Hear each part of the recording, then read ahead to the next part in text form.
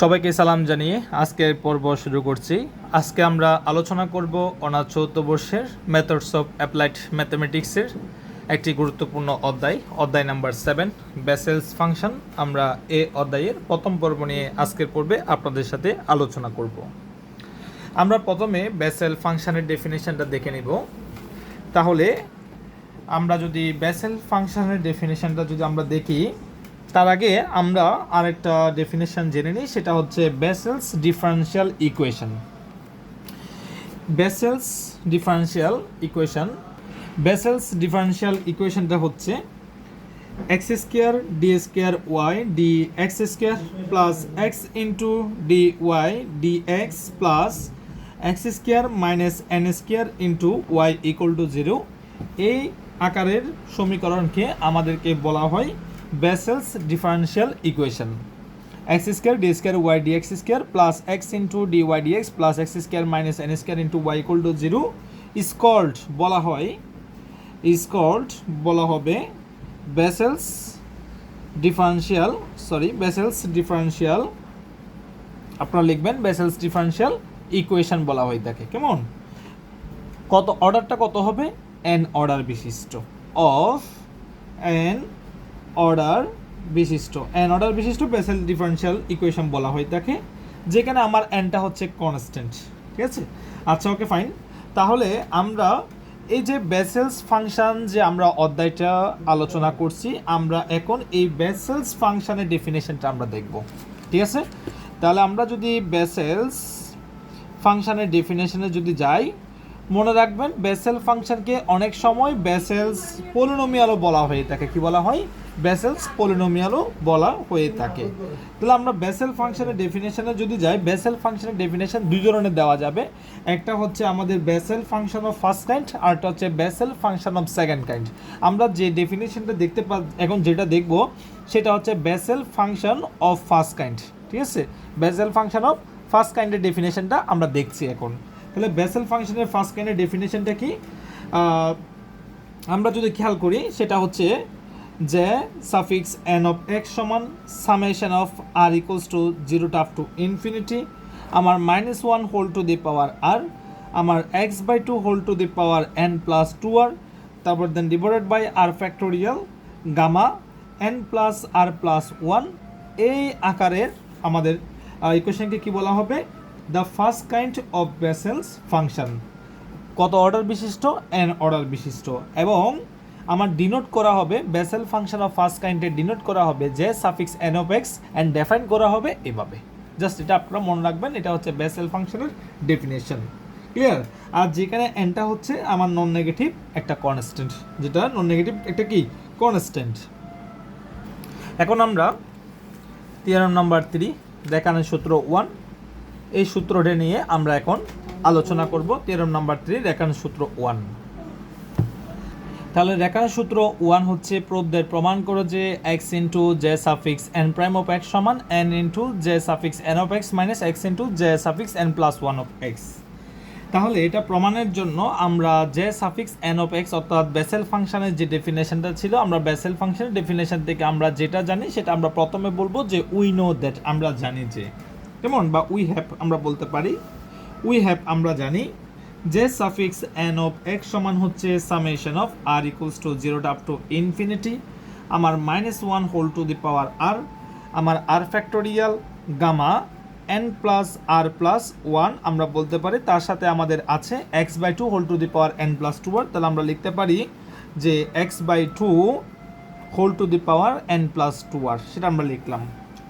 এখন আমাদেরকে এটা প্রমাণের জন্য আমাদেরকে এখানে একটা প্রাইম আছে, দ্যাট মিনস আমাদেরকে একবার অন্তরীকরণ করতে হবে। তাহলে আমরা এখন এটাকে এক্স এর সাপেক্ষে একবার অন্তরীকরণ করব।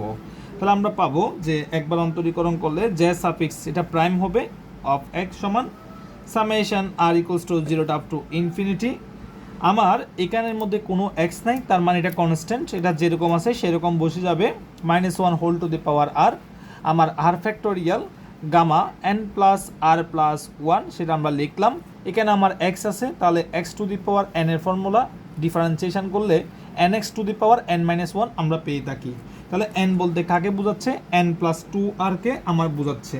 তাহলে আমরা এখন লিখতে পারি n প্লাস 2r যে n plus two r n x to the power n minus one, তাহলে n প্লাস টু আর মাইনাস ওয়ান, ঠিক আছে। কিন্তু যাকে আমরা এক্স বলতেছি সে তো আদৌ এক্স না, তাকে আবার ডিফারেন্সিয়েশন করলে এক্স বাই টুকে ডিফারেন্সিয়েশন করলে হাফ আসবে, আর এক্সকে মানে হাফ তো কনস্ট্যান্ট, আর এক্সকে এক্সের সাপেক্ষে করলে ওয়ান আসবে, এখানে ওয়ান লেখার কোনো দরকার নেই। আশা করি আপনারা ক্লিয়ারলি বুঝতে পেরেছেন। তাহলে আমরা এক্সের সাপেক্ষে এটা কনস্ট্যান্ট লিখে দিব, তারপর X to the power N এর formula N x to the power N minus one use করবো, কিন্তু যাকে এক্স বলেছে সে তো আদৌ এক্স না, তাকে করলে আবার হাফ আসবে। আশা করছি আপনারা এতটুকু পর্যন্ত ক্লিয়ার। ওকে ফাইন, তাহলে এতটুকু পর্যন্ত যদি আমরা ক্লিয়ারলি বুঝতে পারি, তাহলে এখন আমরা যে কাজটা করব সেটা হচ্ছে আমরা এখন এই এন দ্বারা এটাকে গুণ করব একবার, আবার টু আর দ্বারা এটাকে একবার গুণ করব, তার মানে আমরা এন প্লাস টু আরকে আমরা আলাদা আলাদাভাবে করব। তাহলে আমরা এখন লিখব যে অর আমার যে suffix N prime of x সমান summation R equals to zero up to infinity আমার minus one whole to the power R, সেটা আমরা লিখলাম। এন এর সাথে এটা আমরা গুণ করব, তাহলে আমার এন ইন্টু কী হবে, হাফটাকে আমরা একটু সামনে লিখি, সামনে লিখলাম X by two whole to the power, এই যে x by two whole to the power N plus two R minus one আছে, মাইনাস ওয়ান লিখলাম, ডিভাইডেড বাই কী আছে এটা আছে না, সেটা আমাদের লিখতে হবে আর ফ্যাক্টোরিয়াল আমার গামা এন প্লাস আর প্লাস ওয়ান, সেটা আমরা লিখব। তারপর দেন প্লাস, এই যে প্লাস দিলাম, তারপর আমরা টু আর দ্বারা এটাকে গুণ করব, তাহলে সামেশন আমরা একটু নিচে লিখি, সামেশন আমাদের R equals to zero up to infinity, তারপর দেন আমরা এখানে আছে minus one whole to the power R, সেটা লিখলাম।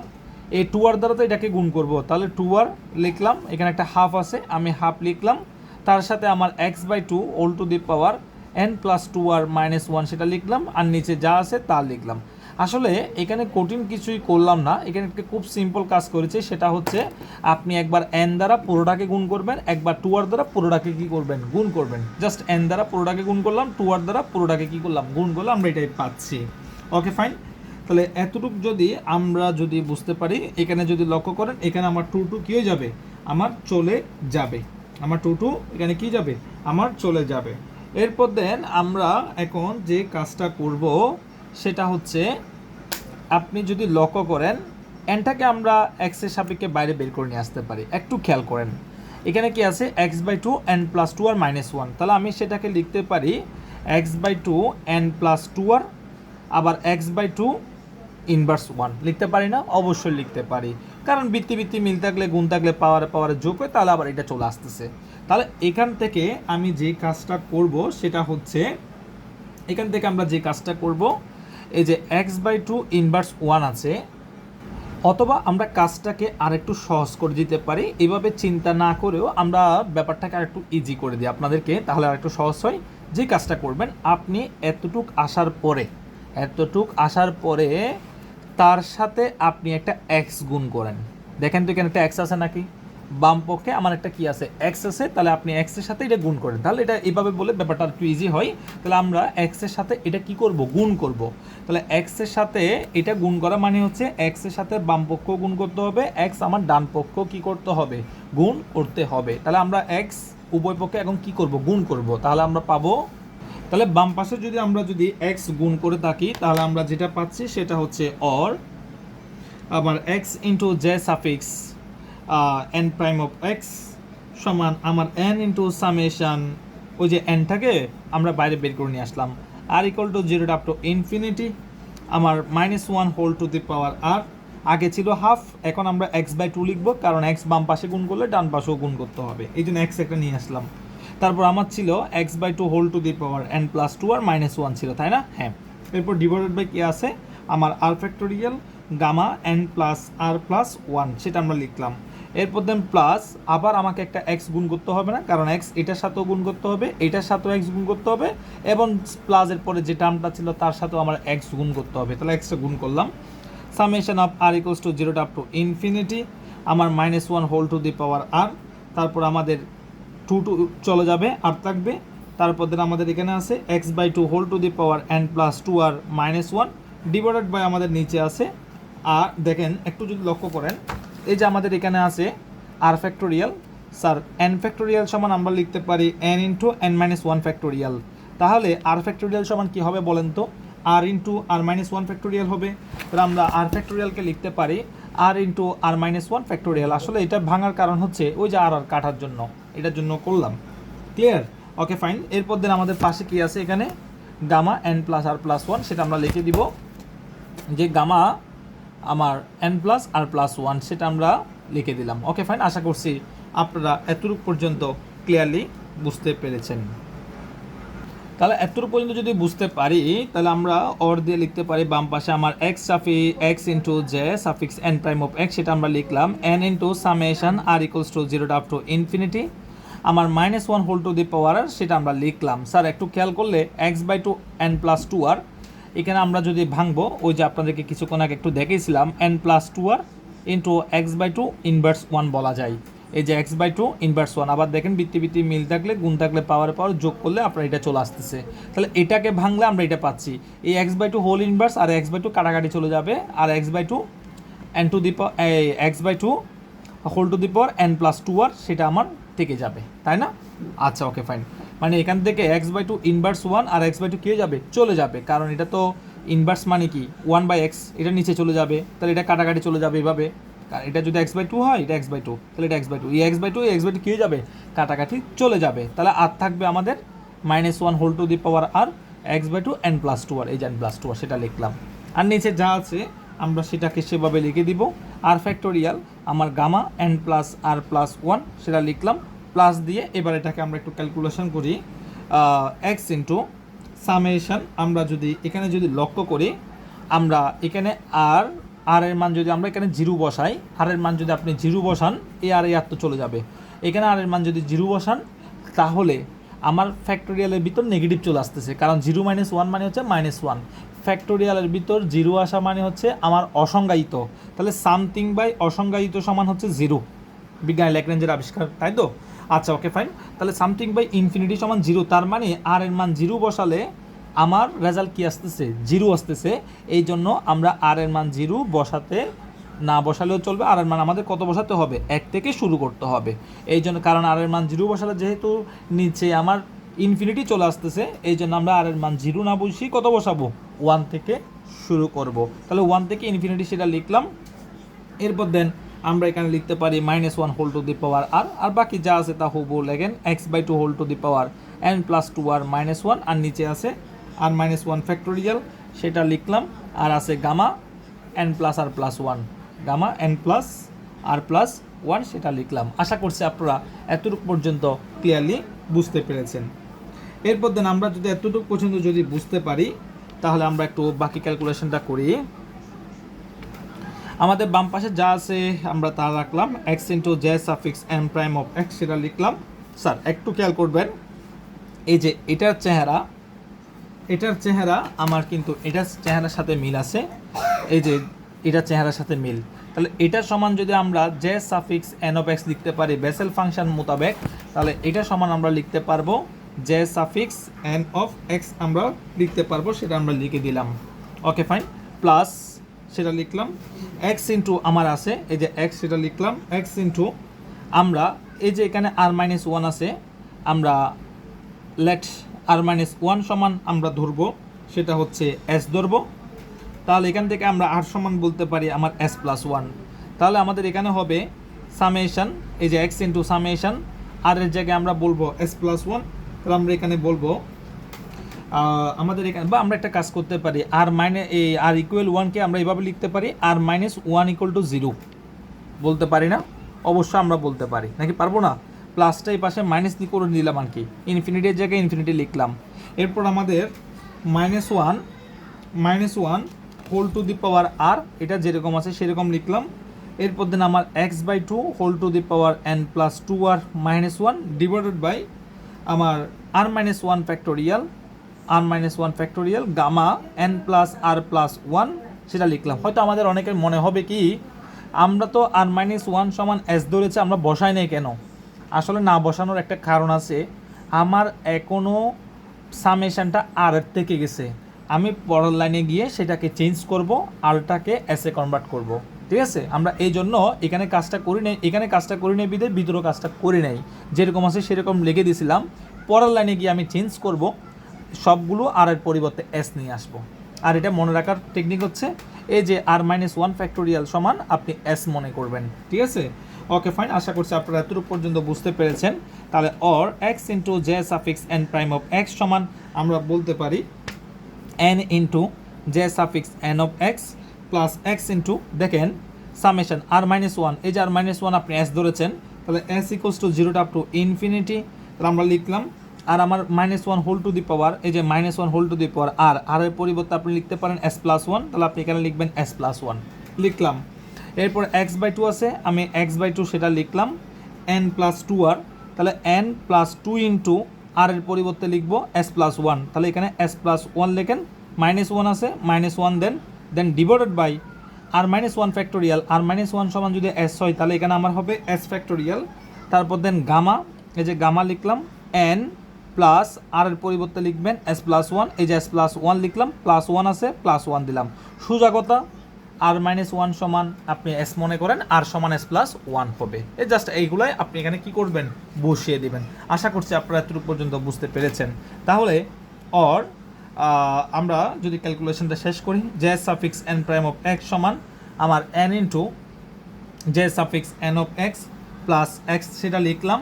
স্যার আপনারা যদি একটু লক্ষ্য করেন এখানে যে summation s equals to zero up to infinity, আমাদের যে এখানে minus one whole to the power s plus one আছে সেটাকে ভেঙে আমরা এইভাবে লিখতে পারি minus one whole to the power s minus one whole to the power one, কারণ বিতি মিল থাকলে গুণ থাকলে পাওয়ার যোগ করলে আমার এটা চলে আসবে। তারপর দেন আমরা এখানে পাচ্ছি এক্স বাই টু, এই যে এক্স বাই টু সেটা লিখলাম, আমার এন প্লাস ক্যালকুলেশন করেন, এখানে ক্যালকুলেশন করলে আপনি পাবেন এন প্লাস টু এস, কারণ আমার দুই থেকে এন প্লাস টু এস, দুই থেকে এক গেলে এক, তাহলে প্লাস ওয়ান আমার থাকবে। দেন ডিভাইডেড বাই নিচে থাকতেছে আমার এস ফ্যাক্টোরিয়াল, সেটা আমরা লিখলাম, আর আমার এখানে gamma N plus s plus one সেটাকে একটু সাজিয়ে লিখবো, এন প্লাস ওয়ান লিখবো প্লাস এস প্লাস ওয়ান লিখবো, এভাবে একটু সাজিয়ে লিখবো।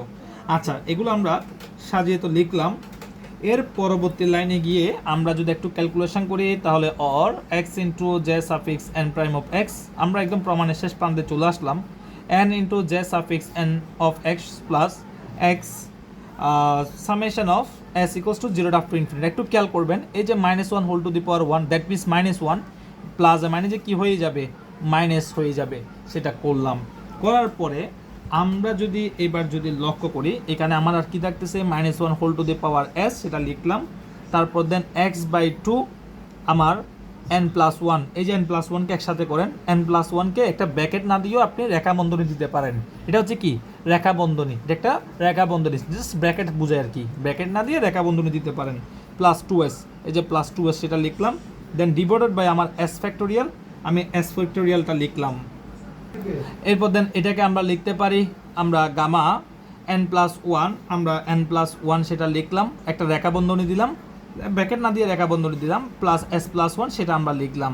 স্যার আপনি যদি লক্ষ্য করেন এই যে আপনার যে বেসেল ফাংশনের ডেফিনেশনটা ছিল, এখানে যদি আমরা এন এর পরিবর্তে যদি আমরা এন প্লাস ওয়ান বসিয়ে দিই, এন এর পরিবর্তে যদি এন প্লাস ওয়ান বসিয়ে দিই তাহলে আমরা এটা পেয়ে যাব, মানে ওইখানে আমার এন ছিল, এখানে আমার এন এর পরিবর্তে এন প্লাস ওয়ান আছে, তাহলে আমরা বলতে পারি যে N into J suffix N of x, মাইনাসের জায়গায় মাইনাস, এক্সের জায়গায় এক্স থাকবে, এটার পরিবর্তে আমরা বলতে পারি আমার কি হবে এন প্লাস ওয়ান হবে, এন প্লাস কি হবে আমার ওয়ান হবে অফ এক্স, এক্সের ফাংশন, ক্লিয়ার।